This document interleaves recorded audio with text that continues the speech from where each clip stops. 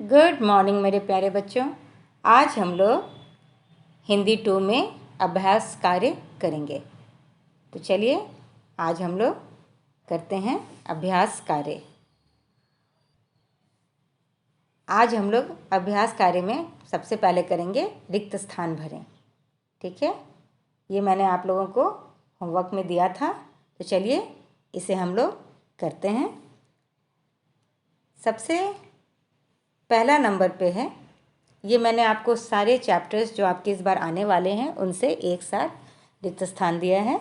चलिए करते हैं। सबसे पहला है, एक हंस पंख डैश हुआ जमीन पर आ गिरा, है ना। तो यहाँ पे आपका यहाँ क्या भराएगा, एक हंस पंख।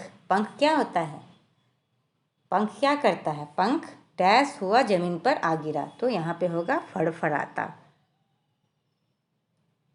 पंख, जब पंख की कैसे आवाज़ होती है, फड़फड़ाते हुए ना। तो पंख फड़फड़ाता हुआ जमीन पर आ गिरा। नंबर 2 में है, राजा ने हंस सिद्धार्थ को क्या किया था, उसने राजा ने सौंप दिया था।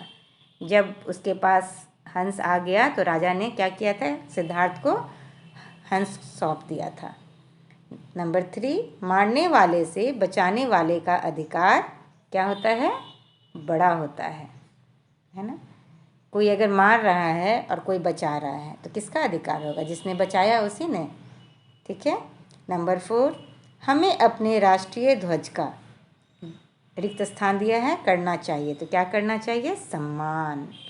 स आधा म पूरा म में आकार अन्न, सम्मान। नंबर 5, हमारे राष्ट्रीय झंडा को रिक्त स्थान है, झंडा कहते हैं। तो क्या कहते हैं, तिरंगा। हमारे राष्ट्रीय झंडा को क्या कहते हैं, तिरंगा। क्यों कहते हैं तिरंगा, क्योंकि उसमें 3 रंग होते हैं, है ना। कौन कौन से 3 रंग होते हैं, केसरिया, उजला और हरा। ठीक है। और उसमें जो बीच में चक्र होता है वो कहाँ से लिया गया है, अशोक स्तंभ से, है ना। और उसमें कितनी तीलियाँ होती हैं, 24, है ना। चलिए आगे बढ़ते हैं। उसके बाद है नंबर 6 में, स्वतंत्रता दिवस डैश को मनाया जाता है। तो स्वतंत्रता दिवस हम कब मनाते हैं, 15 अगस्त, है ना। 15 अगस्त को हमारा स्वतंत्रता दिवस मनाया जाता है। संतोष ही सबसे बड़ा धन है ना। संतोष से बड़ा कोई धन नहीं है ना। आदमी को संतोषी होना चाहिए हर चीज़ के लिए। ये नहीं कि हाँ आज हमको ये मिल गया, मम्मी से आज ये डिमांड किए, फिर कल वो डिमांड किए। तो बेटा कभी इच्छा ख़त्म नहीं होता है आदमी का। इसलिए आदमी को संतोषी बनना चाहिए। जब तक बहुत चीज़ की नीड ना हो तब तक वो काम के लिए हल्ला नहीं करना चाहिए। और ऐसे भी दूसरे का देखकर हर कुछ कि मेरे पास हो जाए, ये भी नहीं होना चाहिए। चलिए अब आगे बढ़ते हैं। संत ज्ञानी और डैश स्वभाव के थे। तो किस स्वभाव के थे, सरल। संत ज्ञानी और सरल स्वभाव के थे, है ना। फिर नंबर 9 में है, डैश खेतों में काम करता है। कौन खेतों में काम करता है, किसान। किसान बहुत मेहनती होते हैं, है ना। वो खेत में काम करते हैं, अन्न उपजाते हैं, तब तो हम लोगों को मिलता है ना। किसान को क्या कहा जाता है, जीवनदाता। क्यों, क्योंकि वो पूरे जग में अन्न उपजाकर खाने के लिए हम लोगों को होता है, देते हैं। इस वजह से उन्हें जीवनदाता कहा जाता है। 11 नंबर में, पक्षी भी डैश की भाषा समझते हैं। तो पक्षी भी किसकी भाषा समझते हैं, प्रेम की। प्रेम की भाषा तो हर कोई समझता है बेटा, लेकिन क्या पशु पक्षी तो बोल नहीं सकते ना, लेकिन उनके बारे में कहा जाता है कि वो भी प्रेम की भाषा को समझते हैं। आप ही देख लीजिए, अगर आप प्रेम से अगर किसी भी अपने घर में कुत्ता पालते हैं, बिल्ली पालते हैं या कोई चिड़िया पालते हैं, तो आप उनको बहुत प्यार करते हैं, तो वो भी क्या करते हैं, आपसे प्यार ही करते हैं, है ना। नंबर 12 है, तिरंगे के चक्र में डैश तीलियाँ हैं। कितनी तीलियाँ हैं, 24, है ना। तो तिरंगे के चक्र में 24 तीलियाँ हैं। तो ये थे आपके 12 रिक्त स्थान भरो।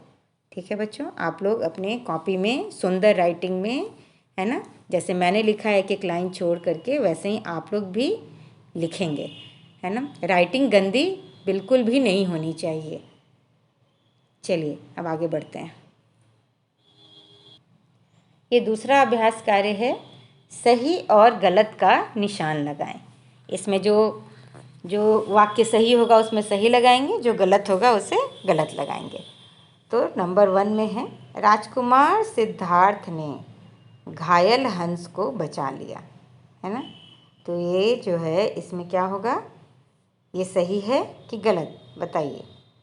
ये सही है, देवदत्त ने मारा था और सिद्धार्थ ने उसे बचाया था। नंबर 2 है, हंस उड़कर देवदत्त के पास आ गया, ये गलत है। लास्ट में क्या हुआ था, जब राजा ने वो मंच रखवाया था, दोनों के बीच जो विवाद था उसे सुलझाया था, तो हंस किसके पास उड़कर आया था, सिद्धार्थ के पास, देवदत्त के पास नहीं। तो हंस उड़कर देवदत्त के पास आ गया, तो ये गलत है। फिर है नंबर 3, 15 अगस्त 1947 को हमारा देश आज़ाद हुआ था, ये सही है ना।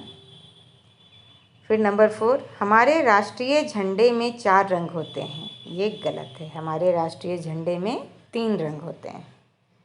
फिर है नंबर 5, सेठ ने संत जी की बात की ओर ध्यान नहीं दिया। तो सेठ ने संत जी की बात की ओर ध्यान नहीं दिया, ये गलत है। सेठ जी संत जी के बात पे ध्यान दे रहे थे, ये भी गलत है। नंबर 6, सेठ बनारसी दास जी के मन में शांति नहीं थी, ये सही है।